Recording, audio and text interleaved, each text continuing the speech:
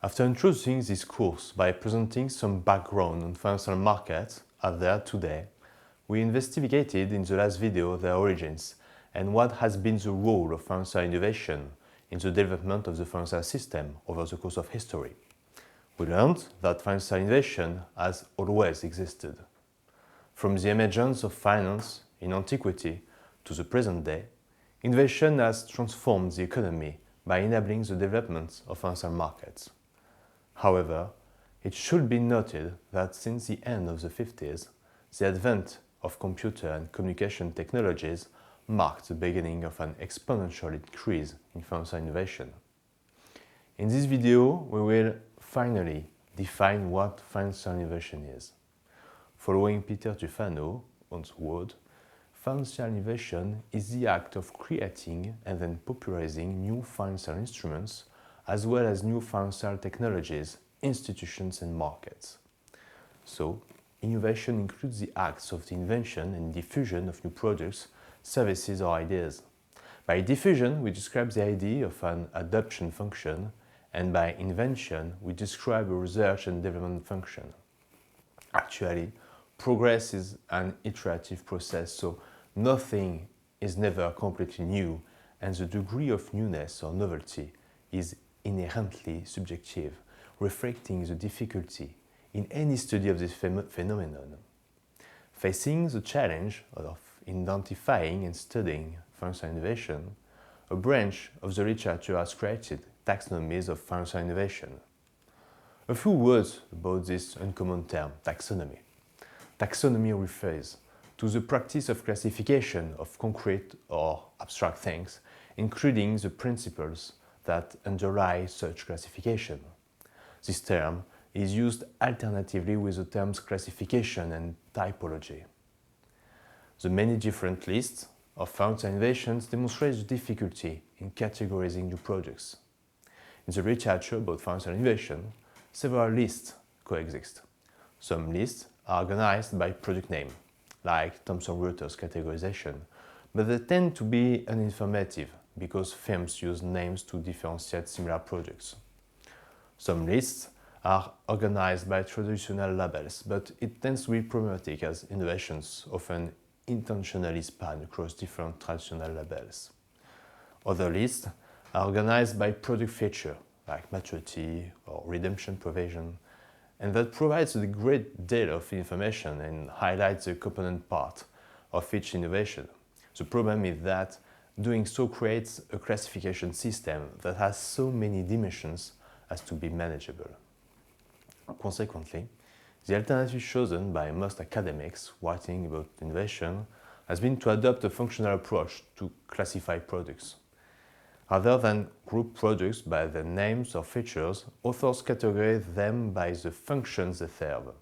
This line was suggested two classes of financial innovation: new financial products better suited to the circumstances of the time and to the market in which they trade, and strategies that primarily use these financial products. Another example is about Finerty, who has created a list of over 60 securities innovations organized by a broad type of instrument and by the functions served: reallocating risk, increasing liquidity, reducing agency costs, reducing transaction costs, reducing taxes or circumventing regulatory constraints. Similarly, the Bank for International Settlements discusses the problems with creating taxonomies and concludes that the best scheme is a functional one. The BIS classification system of financial innovation is based on more specific functions, like price risk transferring innovations, those that provide market participants with more efficient means for dealing with price or exchange rate risk, credit risk transferring instruments that reallocate the risk of default, liquidity generating innovations that increase the liquidity of the market, credit generating instruments that increase the amount of debt funds available to borrowers, and equity generating instruments that increase the capital base of financial and non-financial institutions. While there seems to be some agreement that the best categorization scheme is a functional one, it is less clear how to identify the particular functions. But what is the purpose of taxonomy? In biology, taxonomy allows groups of biological organisms to be studied, named, defined, and classified on the basis of common characteristics. The various resulting classifications provide a better understanding of known organisms, but also provide a framework for analysis when an unknown organism is discovered. By applying a taxonomic approach to pharmaceutical innovation, we can study a new innovation by comparing its characteristics with those of other already known innovations. As an example, we will study the emergence of fintechs. The etymology of fintech comes from the combination of two English words, finance and technology. The English dictionary defines the term fintech by referring to computer programs or other technologies used to support or enable banking and financial services. But other, very different definitions can be found in other dictionaries.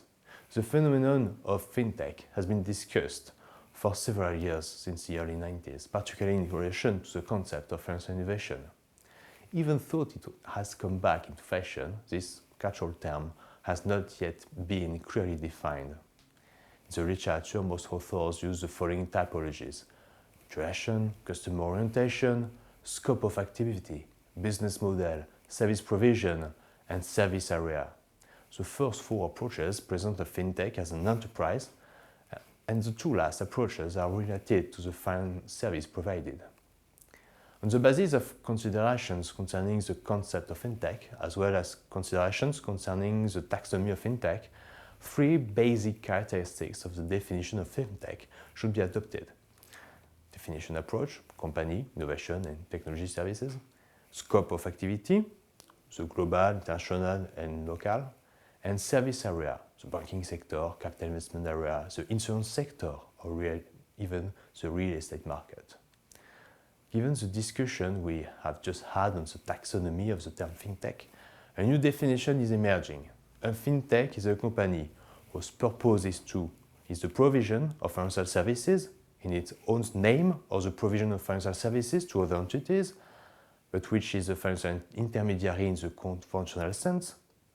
The financial services provided by the enterprises identified as fintech must be characterized by their innovative and original character. Also, a fintech must use the most modern technologies in the provision of financial services. Secondly, the scope of activity of a fintech may be global, international, or local. According to the last characteristics, companies identified as fintech may provide or offer financial services in different segments of the financial market. This example illustrated how difficult it is to define financial innovation.